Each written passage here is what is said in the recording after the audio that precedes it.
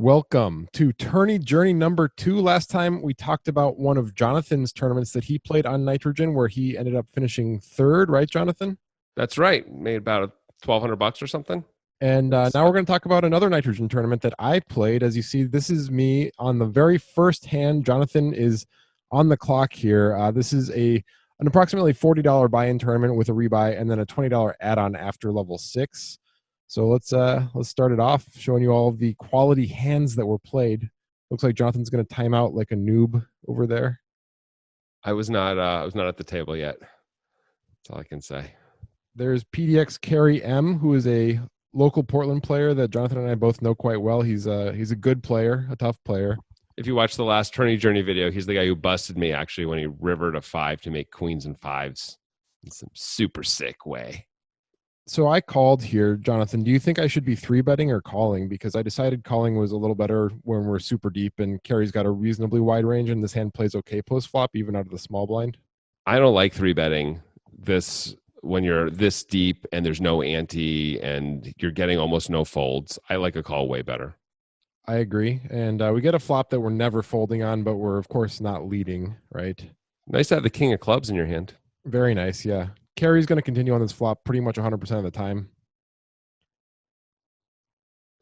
Hey, look at that. Good turn card. I feel like I could lead, but that would be a bit strange. You don't really need to either, right, to lead. So, now, this is interesting. We are on the river, and we've made the second nuts, but Carrie checked back the turn. So he's a tricky player. He's the type of player who could have the ace of clubs in his hand because he's going to have balance. He's going to have some different moves. But ultimately, I think he's more likely to not have a big club in his hand. And I decide eventually that I think it's more likely that he's going to bluff and I'm going to get value that way than me getting value from a worse hand by betting. What do you think about that, Jonathan? Oh, it's interesting. I actually was thinking the opposite, that you get more value by betting here and trying to capture value from his medium-sized clubs that may feel obligated to call. It is a little tough to come up with too many hands that you have on the flop that feel the need to bluff the river, but maybe you're going to turn a 7 into a bluff. Maybe you even turn a bad jack into a, I mean, you don't really have bad jacks. Maybe you turn a jack into a bluff once in a while. I guess you could have a few gut shots also, like queen 10, like of diamonds or something like that. Maybe you can show up with here. But I just worry that he's checking back all clubs that are worse than yours, and I'd want to try and capture value from that. And I think if he was going to bluff, he might keep bluffing the turn a lot. So I would actually be more inclined to bet, but I admit it's close and it's interesting. My opinion on that is that I think on the turn, he's going to be continuing a lot of the time when he has any sort of club in his hand. Even a small club? Yeah, well, maybe not. Maybe not like, all small clubs. 2 black 8s is going to check the turn, right? And then call the river if you bet, but check back. That's the kind of hand I'm worried about, not getting value from. Well, I decided he was going to bluff, and so I decided to check and never fold unless he goes all in. Never fold. And he does bet, and I snap call, as you see. And he had. And look at that! It worked out perfectly. You nailed it. A little deeper in the tournament now. You're in the big blind. We're 5-handed because the tables have split up, and I have ace 6 off. I open on your big blind. I think I should defend this. I think you should 3-bet if you knew what I had. I know. Get the 2 diamonds paired board. So I figure this is a board that I'm usually going to c-bet. Do you remember what you had, Jonathan? No idea. All right. So I'm going to c-bet small because, it's a relatively dry board. What is this joker going to do? And I'm going to call. Uh-oh. Well, we pick up the diamond. So that's I could continue betting. And it's a weird spot about whether you want to continue betting or not, because you have to, if you're going to continue betting, you basically have to be able to successfully fold out a jack, right? Because the only other hand I really have is 9-10, I guess, that I would have to play passively. 10. You might have some queen 10 in hands like that. Okay. I guess I can have a few things like that. That's fair. But I think I prefer a check back and then evaluate the river if you lead into me and I don't improve. Like sometimes I'm going to call on innocuous rivers and just kind of let you take the lead in that spot, and I can also just take my free equity and see if I can hit a diamond, and that's ultimately what I did decide to do here. Yeah, I like a check back for sure, based on the board and me calling. Hey, look at you! And we get the diamond, fall right into it. So if you check what you do, the question is, what is the sizing I should choose? I remember going very small here, hoping that you call with your jacks. Oh, I kind of remember you doing this and being annoyed by the sizing. Yeah, I I bet think I had 350 like, to I think I actually 19. had two sixes or something like that with the six of diamonds or something like that. And And just yeah, feeling that worked out pretty well, I guess. I use the sizing because I know how you get a little mathy sometimes. yeah, All right, here we are a bit deeper in the tournament now. Gonna open the 9-7 on the button. good flop. Pretty good flop. I decide to check it back as a board-based decision. Sure. Get the terrible turn card, Really but rough. I don't think I can fold for 540 at this point. 0% chance you should fold this. And river trips, Wow. but it is a fourth spade. Well, you have a blocker. I don't think you're going to get folds though if He you make a checks, raise so and he's got a big I'm just spade. gonna check back and take my winnings here. Yeah. Woo! How do you even do that? You're so sick. I am the sickest. Yeah. All right. Looks like I had a min raise strategy at this table. Yeah, I was gonna ask you about that. So like I rarely will min raise. There is no ante currently in this one though. I'll usually go just a little more than a min raise once we hit these level of blinds. So do you just think it's all the same if you make it like 900 or 800, you're getting the same amount of calls anyway, so you just keep Typically, I do. I also felt that I was VPipping pretty hard at this table and just wanted to minimize my sizing there. Got Here we it. go. I checked back the ace on this flop. Sure. Just want to try to capture bluffs in the future. So I of mean, course, you look like you have a showdownable hand when you do it, but to me anyway. Hey, look, he went 2/3 pot. That's pretty cool. it is, unless he has me beat, of course. Well, that's always the case. I mean, whatever. You're successfully inducing bluffs sometimes. Yep. You hope he bets big and you're going to call, right? I mean, wow, he bet Yep. big. Snap called, Win? and he had me. No, you got crushed. He had me in He pretty bet a bad little shape. too big. He bet a little too big. You have to get away from that. I'm kidding, of course. All right, I'm down to about 20 blinds. Have ace queen suited under the gun here, and here I am just checking on the blind levels to see what's going to happen in the future.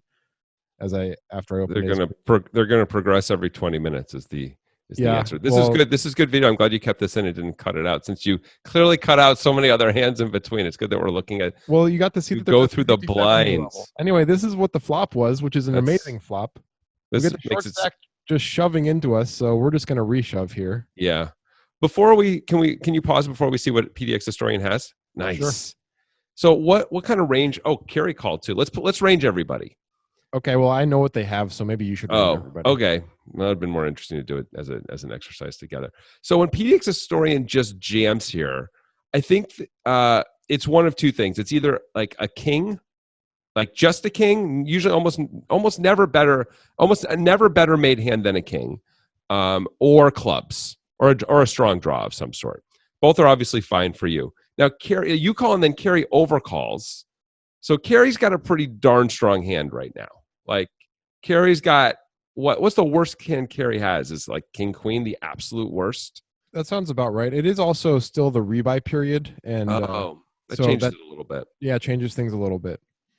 Still, I'm going to stay with my my ranges, my guess as to where everyone is at. Carrie can obviously be very strong too, since Carrie's just calling two all ins. Carrie can have a set of fives or something. Obviously, yeah. Mostly, I'm happy that I got the overcall from Carrie with this hand. I mean, like, it's an opportunity now, and so let's see what happens. Carrie did have king queen. There's the strong draw, and you just have him drawing dead on the turn. That's pretty good. Yep. Everybody. So that was a nice little hand there. Got a lot more chips now. And now we got aces. I mean, what's even happening? Why do you just get things? So annoying. This player on my left, this Satoshi on my left, I had a lot of battles with this player, and I think they're a pretty good player. So I might flat if nobody else calls, but there is a call here, so I'm going to squeeze it up. Yeah, you'd really obligated. I want to see what you think about my sizing here. Ooh, going pretty big. Yep. Going really big. You're almost always going to fold out the second Satoshi. But at the same point, it's very reasonable sizing. If you have ace king, this is how you're going to size it. So you want to be consistent. You got the first call. So actually, you did fold out the second Satoshi. This is a great spot. Look at the value. Flop. Just worried about sets only. Yep. You're going to down bet, I assume. Yep. There's the down bet. I was going to say 4K, but this is basically the same thing. You could even bet 3K, honestly. It's all the The same. stack to pot ratio, I have already decided I'm pretty much going with this on this flop. Hell yeah, you have to. I mean, if Satoshi's got ace 10 or better, they may feel obligated to just get it in with you here. And they did raise. Do they have like 125. queens? And I move in, Yeah. get snap Like- called by Jacks. Jacks. And Oh my gosh. good thing it's a rebuy tournament, because Jeez. that's how I lost my first bullet. As you see me rebuying in millibits there, about $40 worth of millibits. And we're back. I've chipped up about a 1K. I have the ace 9. This guy on my right who has a ton of chips has already been limping a ton. So I'm going to try to isolate him with the ace 9 suited. Cool. Buy that button too. Well, it didn't work out because But wait, the good player made it 3,700. But look See? at this price. this is what I was going to say. You're saying that you think Satoshi's really good. And I've played with Satoshi and I've seen Satoshi do good things, but I feel like this is a pretty significant mistake. I agree. And now I Interesting absolutely spot. have to call 1,600 to call. Yeah. I almost want to rejam, but you can't actually rejam because Satoshi's range We is get too this strong. board, and I decide that I'm just going to move in and like deny equity from any hand that's like Satoshi's hand could be. You want to capture some fold equity here, and moving in is fine. It's okay. I get called by ace queen. What the hell? And I get there. Miracle. You just miracle it anyway. I mean, I had lots of chop outs. Okay. You got to win. And Satoshi had a diamond in her hand. It's amazing. All right, here I flat jacks in the small blind, and I want to explain that a little bit. It's because Satoshi had been squeezing a lot out of the big blind, and I wanted to back raise. I also think it's fine just to have some flats with big hands in your small blind calling range, just for balance and for deception. What do you think? I think especially while there's not an ante yet or anything like that, it's a little better to do it. Like when there's more chips in the pot, you should probably be going for it a little bit more because you're gonna be 3-betting more from the small blind too. But you're probably gonna have a few more calls at this stage. Yeah. So I think it's cool to do it once in a while. I don't think you want to do it too much, but I think it's cool. So I flat, hoping for the squeeze here. You really, didn't get it. Got a fold. Okay. Got a pretty good clean flop. I even blocked clubs. And this player, who is the other Satoshi, is a pretty aggressive player. Yep. I decide to check call. Seems like the only course of action here. I mean, it's not the only course, but it seems like optimal. At these stack sizes, check raising gets kind of awkward. I mean, you're going to have to go with it if you check raise, I think. Yeah. It sucks to have the jack of clubs in your hand when you're doing that. So makes it better to check call, I think. My plan in this hand is just to let this guy bluff because he's a bluffy player. And watch out for the 3 on the river, bro. Mostly never fold except for terrible cards like that. Ace or 3 is really the only bad card. The king ain't great, but I think you're going to have to call a lot anyway. When the king I think if he bets, distribution would probably demand a call. Yeah. And, this is one of those spots where you can afford to be wrong. It's not like your tournament life is on the line. Right. Not great when they triple barrel, but whatever. Yeah. You see, I took a little bit before calling, but I did call in. Oh, it showed you had jack 8 there. That was a quick. So it's just a total air miss, right? Yeah. Cool. And here we are with 10s a bit later in the tournament. The antes are in play. PDX Robert, I know this player from Portland. They're a pretty tight player. They know what they're doing pretty well. Mm-hmm. And we get the terrible flop after getting called by the under the gun range. I decide to c-bet just to hope and pray. I think you should c-bet. I think you should. This is your board. Massive down bet. Just a hope and pray massive down bet. You're going to get enough folds here that this is profitable, and you don't have to put any more chips in after this. You also define the hand so it's harder to be bluffed later. It's possible to be bluffed, of course. All right, here's where Robert is going to make a mistake, in my opinion. He's going to lead, huh? Going to lead all in. Huge mistake. Yeah, so obviously I'm just letting this one go, but that was a ding to my stack. Wow. All right, we got the common 350-700 level here. Going to open the king jack. You call it the condom? No, the common. The condom 357. That's kind of cool. It's like a big condom. Okay, anyway. It's like Magnum. I did a board-based check back on the flop and get the king on the turn. I don't think Robert has too many kings in his range when he checks, so I'm going to bet really small and hope to get called by whatever he has. Geez, that is so tiny. I don't think you need to bet that small, but okay. Well, it was part of what my strategy is in spots like this against certain players. I want to talk about it a little bit, which is Yeah. to, I think when they have hands that are just really bad and they're going to fold to most sizes, but will call for like the smallest possible size, I found it effective to emotionally commit them to the pot by betting super small on the turn, and then they're more likely to call on the river. So that was That's cool. my plan all along, and I go pretty small again on the river, as you can see. Yeah. See if he calls or not.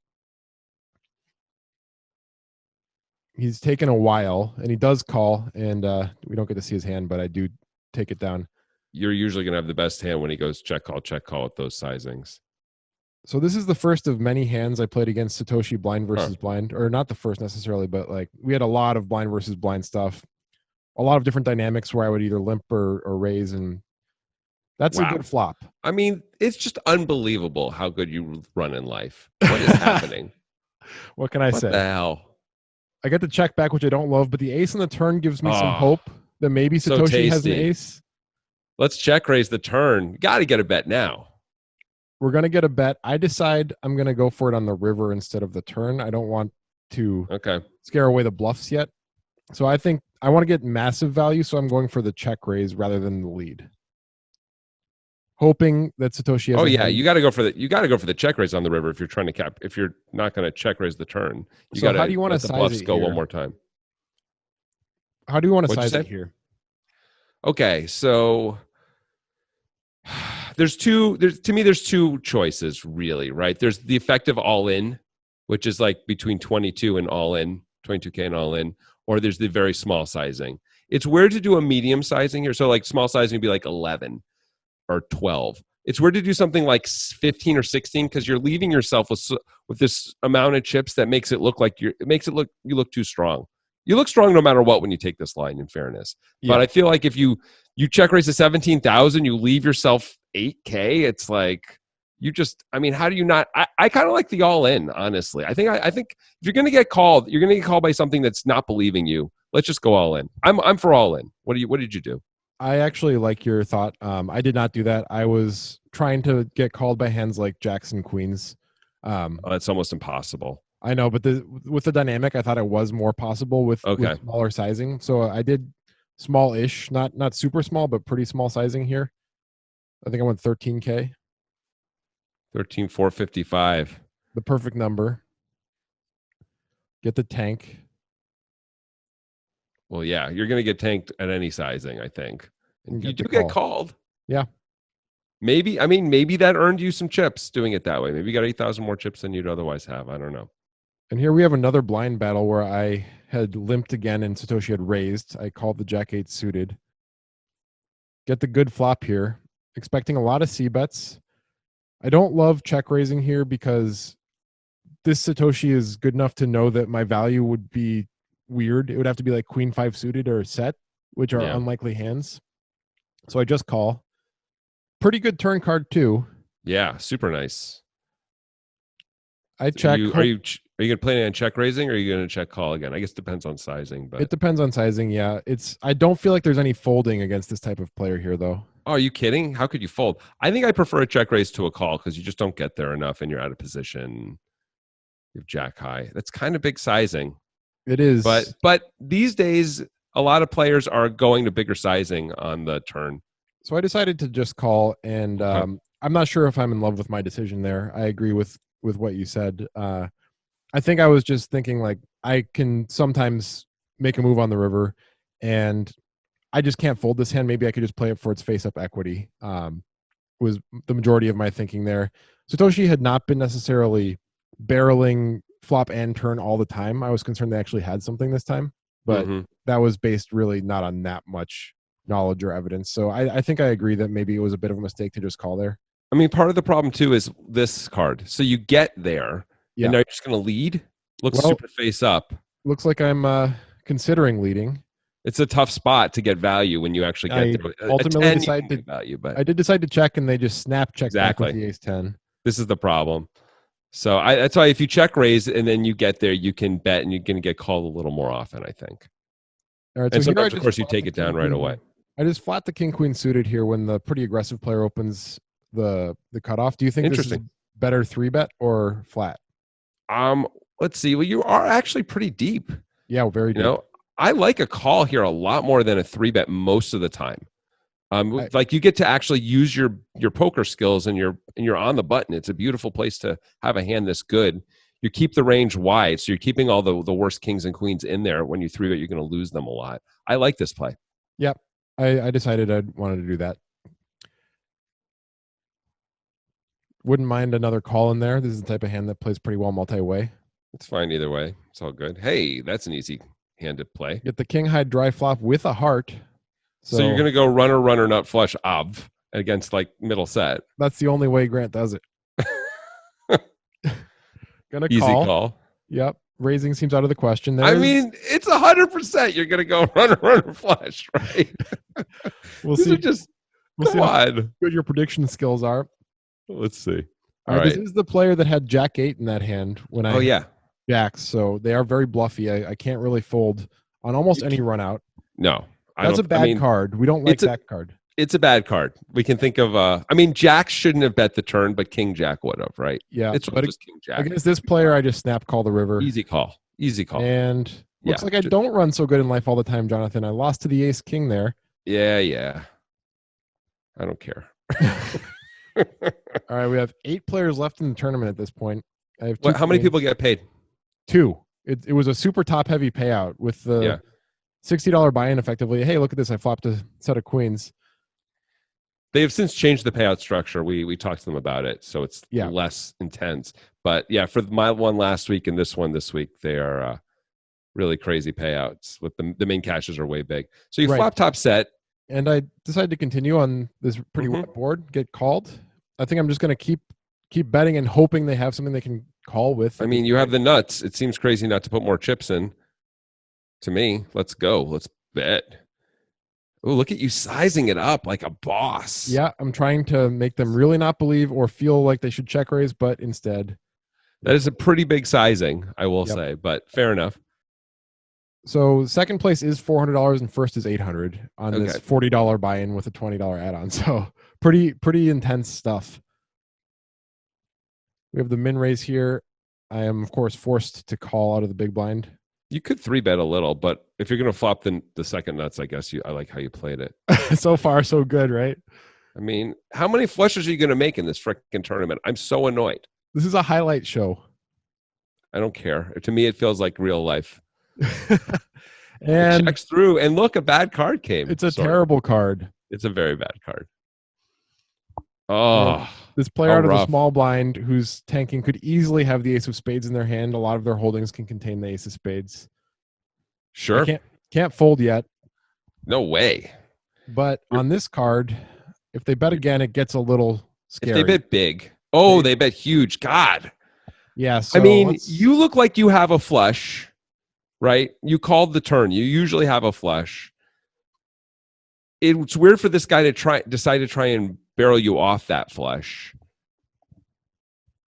Yeah. I mean, could he ever have the 10 of spades and just think like, I mean, if you have the king of spades and I check, you're going to bet anyway, so I want to get value from the heroes. That's what it feels like we're down to. I wouldn't think a player would use this sizing if they had the 10 of spades. I feel like they would size it a lot smaller. God, you may have to fold. Yeah, I feel like they're a little bit too nuts heavy, and it's just kind of a random bluff if they're bluffing. So I think if they're that type of player, so be it. Like, good for you, buddy. So I did think it's not good enough, and I let it go. I like the fold. God, that's really rough. But when you call the turn, you have the ace of spades there. Yep. A lot, right? You're not going to raise the ace of spades on the turn, I don't think so. Looks like we got a 3-bet coming here. Good. The cutoff opens. Gonna basically 3x's open with ace. You're going to fold 2 big 4-bets, probably? Yes, definitely folding the big 4-bets, but I get called. The flop, queen jack 9 flop. It's a pretty wet board. If I bet, it's simply equity denial against I don't know what, really. So I decided to check back. You could get some value, too. I don't think it's just equity denial. You can get value from a 10 or diamonds or a 9 or a worse jack. I mean, there's value to be had. That's fair. I get another check. So now I think I'm going to start betting for value. Hell yeah. And I bet super small here, hoping to keep the 9s and the pocket pairs around. Well, good news. A 10 has now got you beat. Bet huge. Oh, he bet not huge. I decided to call. What do you think? What is he doing? Yeah. So what do you think about that one? I would have called for sure. Um, the way you bet it and stuff like that, he could be repping a worse hand. It's not repping. He could have a worse hand and be repping the 10. He can have diamonds and be repping the 10. Uh, I guess he could have trip queen sometimes to be bet. He definitely has you beat sometimes. I would call for sure. I feel Right. like our hand is way too good and really under repped based on the check back and the tiny bet on the flop. And I can think of hands, specifically diamonds more so than the gutter, that missed and are just going to take a shot here. Or a hand like a 9 that feels like it probably isn't good enough, but maybe can bluff. Right. So I So like a call. I think we learned a lot about that player in that hand because they have 7-8 off. They called the 3-bet pre-flop and they played it that way. That's a great point. We should be 3-betting this guy more with good hands. And we should be trying to get value sooner, I think, against that player too, probably. All right, so I've 3-bet the king queen out of the small blind. I could have just called there, but I feel like the pot's so valuable pre-flop. Also, as we're moving closer to the money, we're still far away from it, but you're at the final table. Some of the players are going to feel like, I think they're going to play a little tighter and a little more careful as we get closer to the money. So being aggressive can't be bad. Yeah, so what do you think about, you think we should continue here, which I did, as you see, with a down bet?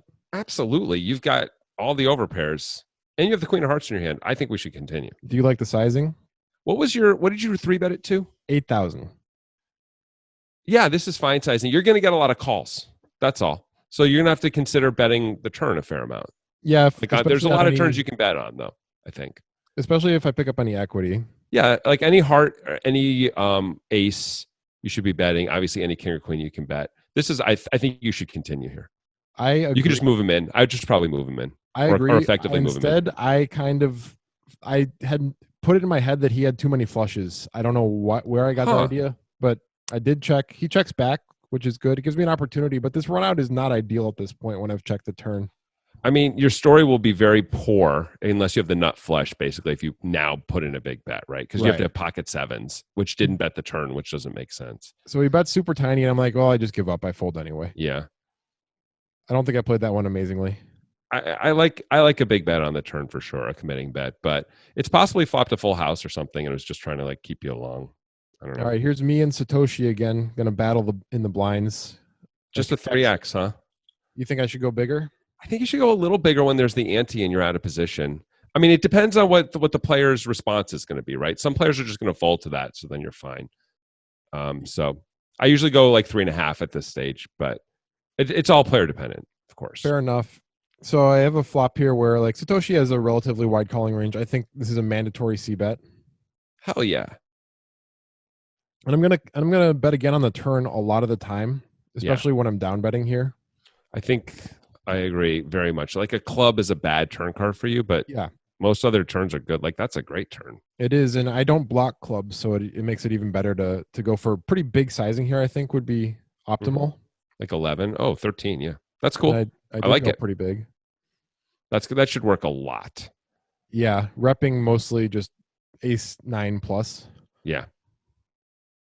And it did work out. And here I got queens in the big blind and 30 bigs. Hey, we could play a big pot, maybe. Definitely going to raise. I make it pretty big. So why did you make this bigger than the Satoshi raise when you were out of position? Now you're in position.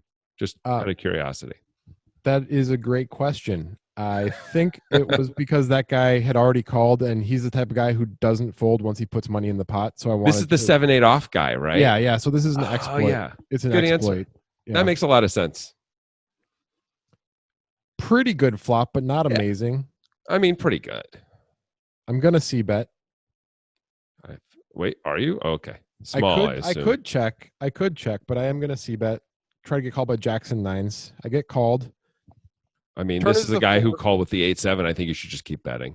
Yes, that was my thought process. I can get called by a jack. I want to charge all of the draws, and I can check back the river pretty easily if I get called. But he just lets it go, which is a fine result also on that run out. Got the ace 9 of clubs here and 25 blinds. Satoshi gonna jam. Satoshi could jam for 11 blinds. You're gonna hate calling, but you're probably gonna have to. Well, spoiler alert. Satoshi's gonna jam for about Okay. 11 blinds. And this is the type Price of is going to be hand. just too good, probably, right? Yeah, this is the type of hand where like getting this price, the type of hands this guy is going to be jamming with that stack, I'm going to be forced to call but hate it. Yeah, it's 17-5. 17 to win almost 30.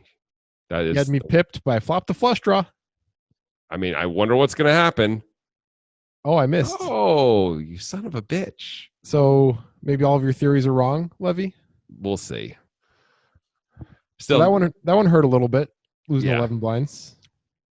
That was a little painful.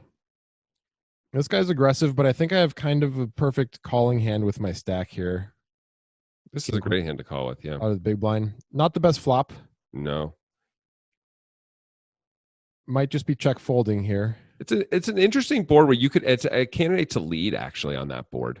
Sure. Where you also have two back doors and overs, and when the kings and queens come, it wouldn't feel like they're your cards, but they are. It's kind of cool. And that's a board where if he's good, he's going to check back sometimes and won't like it if you bet. And not that I don't think I lead nearly enough in these spots, but it's something I'm trying to do more or think about more anyway.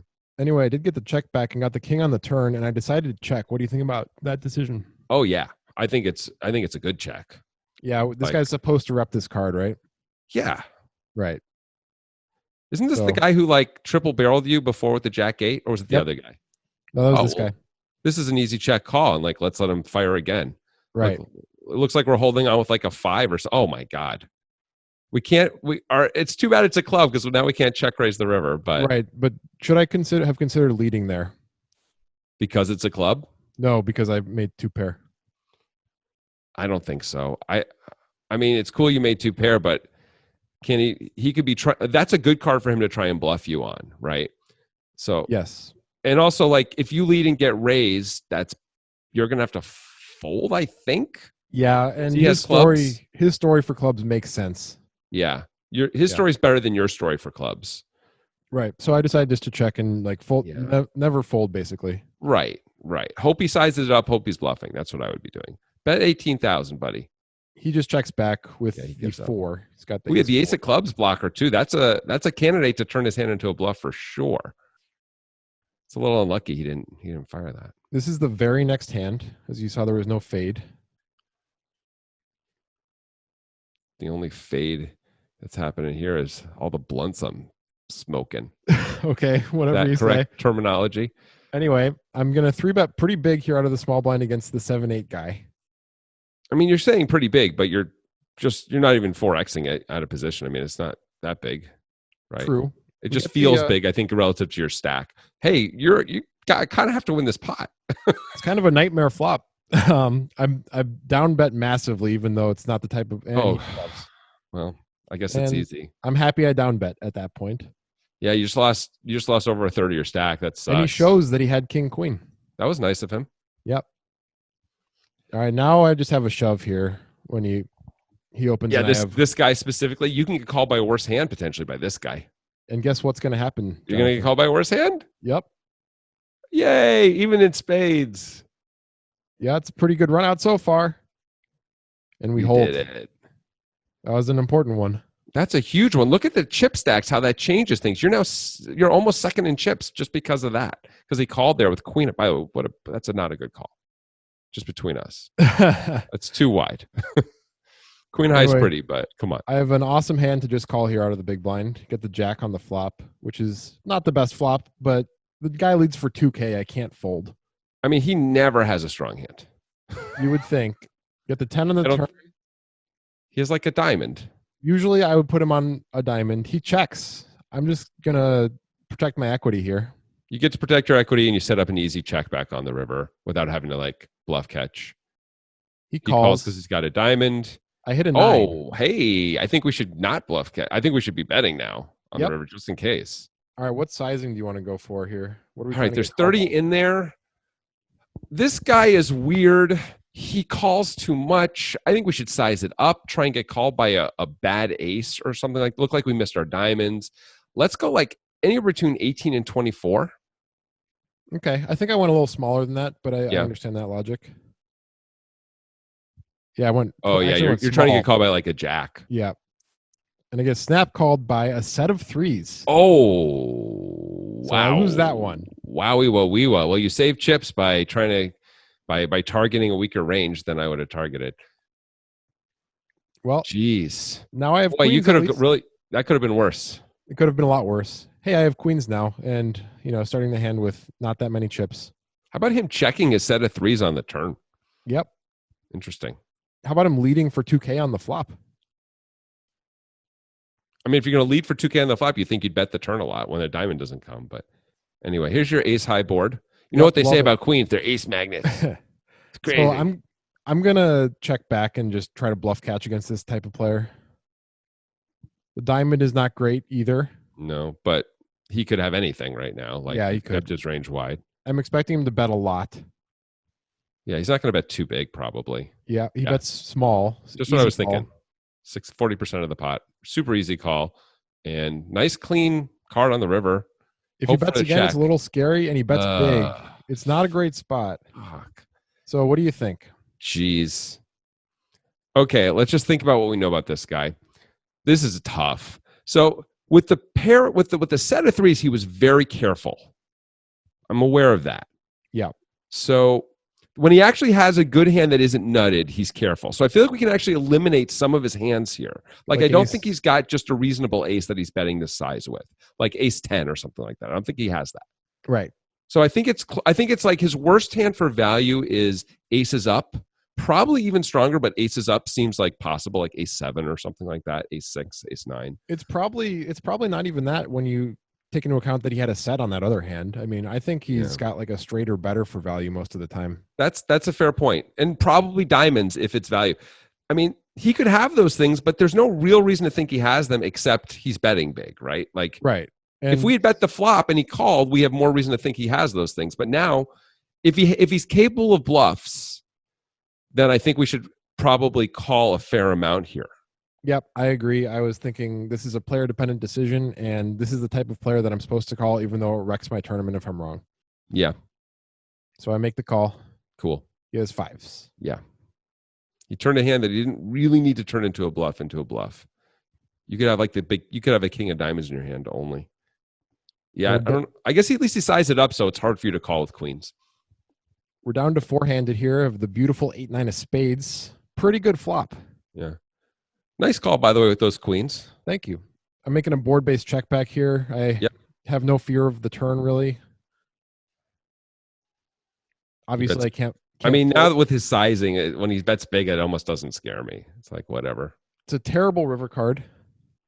It's not great. I'm just going to check it back. Great. And he wins. How about that? 10. Yeah. So weird. And I always got over 200K, and that one hurt a little bit. Yeah, you're the short stack. Straight to the next hand. Only two people get paid, right? Yep. And you have 20 blinds. I'm the short stack, so I feel like this is a go for it spot. Feels like a super easy shove, assuming now even more so. Yep. Like you get to squeeze. What a deal. You might get called a little lighter, and who cares? There's all that money in there. Go take it. It's yours. Satoshi's going to reship pretty quickly. Don't love that. But they have king queen. Wow. You're getting called pretty light when you do these 20 blind shoves. And I'm surprised. That was a big pot. This is now my the peak of my chip stack so far in the tournament. I mean, you're second in chips and you're in fine shape now. And once again, we have a good squeeze spot. Hell yeah. This is a squeeze never fold. How do you feel about this sizing? I might go even a little bigger. I would probably want to go like 26, I think. 20, but I don't hate it. But I mean, at this stage of the tournament, usually you get folds when you 3-bet, or they have pretty clear plans, and sizing doesn't matter as much, admittedly. But still, I'd want to go a little bit bigger when I'm out of position of both players. And the second player, Satoshi, is going to call a lot and has the chips to do it. Yep. Even though you'll actually be in position as Satoshi, I guess. So the second Satoshi, the chip leader. So that actually makes it a little better. I still would probably go like 26, 27. To me, the dream is you fold out the button, you get called by the small blind, which I think is doable. Dreams do come true sometimes, Jonathan. Yeah. Let's see what happens. Yeah, so far so good. Well, I decided to include it in the video. Perfect. So yeah, I assumed they weren't just both going to fold. Got the ace high flop, which is not ideal, but I feel against like this player. Yeah, this is a lot easier to play as a C bet though, I think, than it is as a check back. Because this way you're going to have to not call big bets, a really big bet on the river playing Yeah. blind. Is that Yeah. basically why? Yeah, basically. Yeah, not crazy. Also, this is a board you're often going to see bet. Right. And it's dry, so I can go really small. You can even go smaller than that, I think. I do get the call, but I could still easily be ahead. That's not a great card. The question is, what do you do now, right? So he checks, I and think now I'm you've gonna. got this spot where, like, if you check, he could bluff you pretty easily. I mean, you hope he just checks, and then I you checked, win. yeah, and I think my plan here is to fold, even though he's a bluffy player, to fold if he bets the river, and just hope that he had some sort of pocket pair or 5 or 7 that he felt obligated to call the flop with when I bet so small. I mean, you do have trip queens a lot based on how you played it. You know, where you check I back the do, turn. So but he might be a little more reluctant to bluff some aces or to bet some aces for value, I should say. bluffing with an ace, yeah, great plan. But you know what I mean? Like, Yeah. you have queens and he doesn't really have almost any queens. So his value range would be pretty small, thin actually, if he bets, I think. Yep. Hopefully he's just going to check and it won't be an issue. That's what I'm hoping for. I think my plan was to fold, but he checks, and I'm going to snap check back, and we see he had the 5-6 suited. That was a good big pot there. Yeah, you're now the chip leader. And this hand is not a hand I'm going to be involved in, but it's important to the tournament, so I kept it in. Okay. So I guess you're going to fold, and we're going to see a jam here. Yeah. We are going to see a jam. Obviously a call. This is going to get us to the bubble or something. We're going to find out. Sixes are this close. And now we're 3-handed. And the other player at the table who I had the most respect for is eliminated, which is good too. And interestingly enough, you guys are all pretty close chip-wise on this bubble. Yeah. You know, so that's so there's a nice opportunity here. I mean, there's always an opportunity on the bubble, but it is a $400 bubble. And oh man, here I flop a set of 8s. I'm going to see bet. There's a 10 on this board. Yep. Down bet. There's not really any checking, right? No way. Bet small. Hope for action. I was thinking this was a major opportunity to maybe get to heads up if somehow this guy had something. And look, he's tanking. It feels so good when he's tanking. Maybe he's going to raise. Fold. Based on what you're saying and your tone of voice, he's clearly going to fold. Yeah, he's going to fold. But look, he's tanking so long. You're like, oh, he's going to raise. He's just sizing it up. Have ace 10 and don't, and be committed. Feel committed. Yep. He tanked forever and folded. It hurt. Yeah. Here's another hand where I am involved. I flat the small blind with Jack 10. I think that's probably supposed to be a 3-bet. It's weird against this player, the player who always calls your 3-bets, where you're going to be out of position with kind of a crappy hand, assuming he calls a lot here. I don't know if his behavior changes on the button or not. I'm sorry, on the bubble or not. And that's the big question, right? Yeah, that's what I was thinking. I was thinking it was like just a bit too good of a hand to fold against his range, but also I don't want to be in that position where I have to put in like 24K and then c-bet on all the flops. Yeah, I probably fold it rather than call, but I think all 3 options are reasonable, quite frankly. Part of the decision was also that the Satoshi on my left had not been squeezing at all, basically. So I felt pretty comfortable that I was going to get to see a flop. That's cool. Of course, by calling, you're usually going to see it 3 ways, and you're going to be out of position. And Jack 10 doesn't make the best hand that often, and there's issues with it, but it's cheap. I was at a position in this tournament where when we were 3-handed, I was trying to get into a lot of pots post flop with these players because once the Satoshi on my left was eliminated, I felt like I had a big advantage over the field. So I was just trying to kind of small ball my way home. Got it. Okay. So flopped a 10, pretty good. Yeah, not bad. Gonna have to call a c-bet, obviously. Yep, and pray for the big blind to fold behind you. Right. That would be great. Okay, well, stage 1 of the plan is complete. There we go. And now let's get stage 2. Could really use some stage 2 action. Once again, they're tanking. Last time that meant they folded, but this time they made it 40K. So now I think I'm forced to fold no matter what happens. I think you are too, even though you're up against some combo draws where you're actually ahead. That's pretty much it, right? So I folded, and we're going to keep watching this hand play out. Cool. I mean, this is great for you anyway, equity-wise, if these guys want to play a huge pot. Yep. You're like, go ahead and jam, and you just want jam call, and you don't care who wins. I mean, I guess you prefer the button to win, but either way, So here's some weird sizing. feels strong. 57K out of the 80K they have, and then the jack of Feels clubs. feels real strong to me when they don't go all in there, and they could have. You just gonna have to. I think you might as well jam there, and It was kings like flop two pair. flop two pair, and the other guy had a flush, and that's how we got the heads up. So that's how Okay. we burst the $400 bubble. So now we're playing 400 for second, 800 for first. You flop really well. Yes, I did. This is nice. This is a hand you just don't have to ever worry about, getting aggressive plays made at you. I mean, now you do, but you didn't. I think I'm going to just keep betting here just to, Yeah. There's a lot of hands that he's going to call the flop and fold the turn. Also, he's going to call. Sometimes you're going to make a spade on the river or an ace. All right, so he called. Interesting He's gonna check here. The question is, do I go for it? Go for it. I think we should go for it. Because we have big kings. What'd you say? Because we have kings in our range. We can get them off of 5s and 6s sometimes. I think we're going to successfully fold out 5s and 6s. If you bet big enough, a 10 isn't going to love it. He does have a lot of chips, and he is pretty sticky. But I feel like a really big bet here is just going to work a lot when the king comes. I didn't feel like he was going to make a decision based on sizing. The way he had been playing heads up, he's like making really quick decisions. So I don't think I went too big, but I did go for it because I felt like he had a binary decision. Oh, fair enough. Yep. Going pretty small you went here. small. I also think it worked great. It looks that's nice. good. I would have gone big and it would have worked, and I would have thought it was partially because of my sizing. So it's good to see that it isn't just that. All right, so I limped the button small blind with 9-10 suited. Here. I could raise, but I had a mixed strategy against this guy.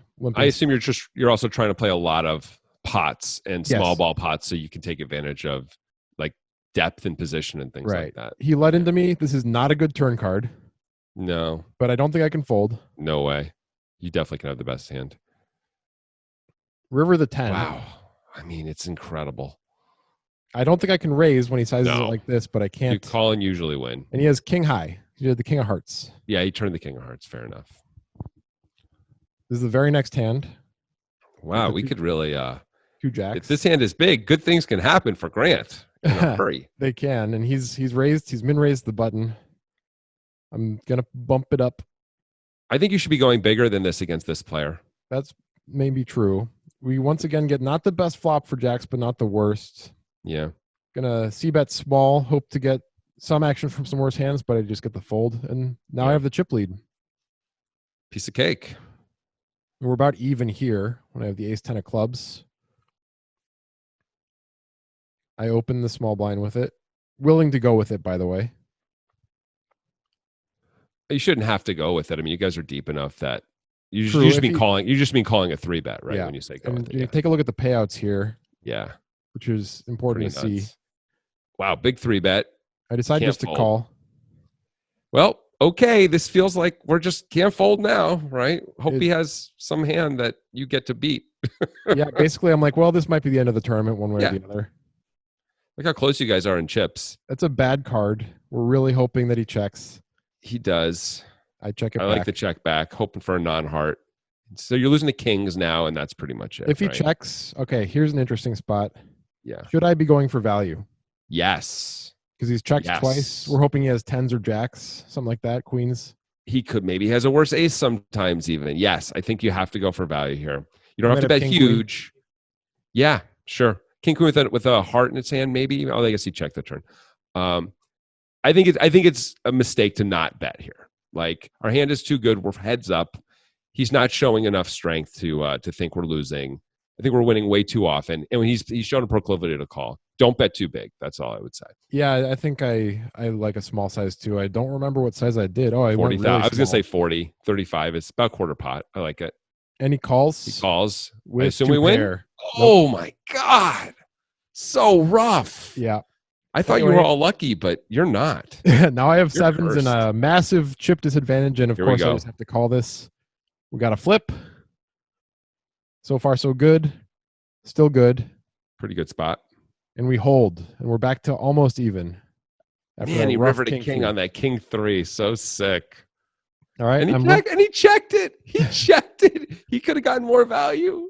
All right. So this is going to be a key hand. I limped the button Okay. with a 4-5, trying to play a bunch of hands.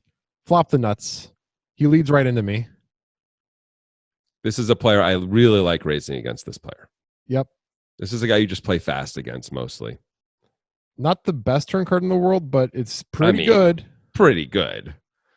He makes 2 pair a lot. Yep. Here. He picks up an open ender here. He snap calls me on the turn. The 7 pairs, not ideal, but still I'm going for value. Absolutely. You almost always have the best hand. Yeah, he can have 7-6 and 8-7, whatever. He snap calls me. I don't know what he had, but he did type oops into the chat. Sounds like he did not have a very strong hand. Yeah. So now I have a 2-1 chip lead and ace 10, which I'm willing to go with here if he shoves. Yeah. Less than 20 blinds. He has effective. He calls. We get That's a pretty good flop. The baby flop where I have a range advantage, so I'm going to bet tiny. Yeah. You don't even just have a range advantage, you have a good hand. He calls. We get the queen, which I could have in my range. I think I'm going to keep going here. What do you think? It's an interesting one. I mean, you can, when you bet the queen, are you denying equity or are you bluffing? It's a little bit of both. I mean, I think I can get him to fold some hands like 4s and 5s. Maybe you could. I mean, 4s and 5s, he's probably just going to re-raise all in pre, though, isn't he? This guy did not do a lot of that type of thing. Okay, fair enough. The problem, of course, with checking this card is it makes it harder to play this hand on the river if he bets big. And by betting, you make your life easier instead of having to make a weird hero call. I think that's the most of the value of betting here. And you're denying equity and you don't have to put yourself in a weird, tough spot. Yeah, that's mostly what I was thinking when I bet here. Yeah, the pot's big enough. It can't be that bad to bet. And I'm maintaining control of the pie. I bet really small. All right, we got the 8 on the river. What do you think now? Do we give up? My sizing has been very small throughout, so I could go for big sizing here to try to fold out a hand like a 7, 5, 6s. I would be worried about folding out a 7 against this guy. I think if you're going to bet, you should move him in. I mean, I think it should be like, it's your tournament or not, buddy. Like, you decide if you're going to do it. I feel inclined to just give up, actually. I'm worried that we're not going to get this through, that a 7 isn't going to fold. Well, I think I do, but I actually don't remember what happens here. But cool. My thoughts are that I have a pretty significant range advantage. I have more queens. Yeah. I have more over pairs to the board, and I feel like he probably has me beat. And I think I can get him to fold a 7 or worse a lot of the time. Now, maybe I'm wrong about that. I don't know. I have no idea what happens. Cool. Oh, yep. Looks like I'm going to move him in. Oh, okay. Well, I guess he's probably going to. Never mind. I changed my mind. What do you have? I don't know. He gets to decide. He's going to. I don't know what's going to happen now. Oh, Pocket 4s. Ooh. So he didn't rejam. You're right. He does have pocket 4s in his range. It probably would have worked, huh? Probably. I don't know. He called the turn, so it's hard to know what he's doing. It's a weird. I mean, boy, playing pocket 4s like that is so hard. It worked out, I guess. Anyway, you just saw me call a 3-bet with 9-10 off, but it's because I have position and I made it 10K and he made it 22-5, so I don't think I can possibly fold. That would be terrible. Right. Now you can fold. This hand I remember, it's a little weird. I feel like his sizing was a bit strange. I don't think he has that many kings, so I decided to float and rep a king later. I wish you had a spade in your hand when you're floating, but whatever. So if he checks, the plan is obviously to go for it. Oh my God, yes. Repping hands like king 10, king 9. I don't even know if you need to bet that big when he checks there. Like, he's usually has, like you were talking about before, binary decisions. I could 3-bet this, but I decided just to call. Not the best flop. Might probably just not folding the most. Oh, look at that. He makes it easy. He checked back pretty quick, so now I'm gonna hope to get a little value, deny some equity from draws. I hope he raises. Raise it. He's thinking about it, at least. Raise it. Then Grant has to decide if you check back a queen or not. Come on. What would you do? I mean, you know what happens, but he does raise. Oh, he clicks it back. Oh my God. I feel like I have to call, but I feel like it's a terrible spot. It seems awful. If he bets again, I think you should fold. You got the king of hearts in your hand. The diamond came in. He's going to bet again, but there's something about the bet, Jonathan. Oh, really? It's too the sizing obviously is going to be I think it's going to be too small for me to consider folding. Yeah, 8,000. Oh, wow. So you're hoping not to lose to ace jack now? Right. I just have to call, right? This guy's so weird. I'd probably call. It's 8,000. Yeah, it's 2 blinds. You have to call. Yeah. So I just snap called. You just lose, right? Whatever. He has Yeah, ace yeah. queen. Yeah. Yeah. That click back on the turn is like kind of always ace queen, or always a queen, right? Like kind of, not always, almost always a queen. He sized it away that he got the call. I give him credit for that. All right. So we called out of the big blind with 8-9. Flopped a reasonable flop. Gonna have to call. Yeah. I mean, this guy really gives it away a little bit though. When he bets big when he misses a lot on flops, and he checks back when he flops trips on a board that's better for him than for you. I mean, like, look at this. Right. Oh, River no trips. problem. Here's trips for you, Grant, in case you were worried about if you were winning or not, or if you can get value. Here's an opportunity. Going for value. He just folds. But we have a significant chip lead here. Yeah. He 3x's it. He's usually been raising, but this hand is too good to fold. Hell yeah. And we flop pretty good. Flop a 5, yeah. See how he sizes this time. Yeah, these big sizings, I think, are just not believable for him. He goes pot. I decide to call, and Bink. Oh my God. So you check, he shoves, you call. That's not really going to happen. He's not going to shove. He checks it right back. So how do you want to play this river? Oh man. Okay. If he has a 10, he's going to bet for value anyway. So we don't have to really worry about trying to get value from a 10. I think we should check and let him try and bluff. I'm really worried about him just folding instantly when we bet. Yep. That's how I felt as well. I'm going to check and check raise most of the time, hoping that somehow he has value. If he bets 75,000, you can call. But if he bets like 30K, you should just check raise. So I check.